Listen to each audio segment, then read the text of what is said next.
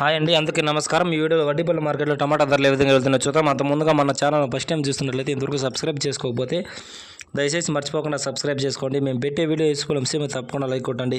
ముందుగా డేట్ వచ్చేసి 24వ తేదీ 5వ నెల 2024వ సంవత్సరం. వడ్డీపల్లి మార్కెట్లో 15 కేజీల బాక్స్ మాత్రమే ఉంటాయండి. చిన్న బాక్సులు 15 కేజీల బాక్స్ స్టార్టింగ్ రావడం క్వాలిటీ వచ్చేసి 100 రూపాయల నుంచి 250 రూపాయల వరకు తీసుకున్నారు. 100 రూపీస్ టు 250 రూపీస్ వరకు తీసుకున్నారు. సెకండ్ రకం విషయానికి వస్తే 260 రూపాయల నుంచి 400 రూపాయల వరకు తీసుకున్నారు.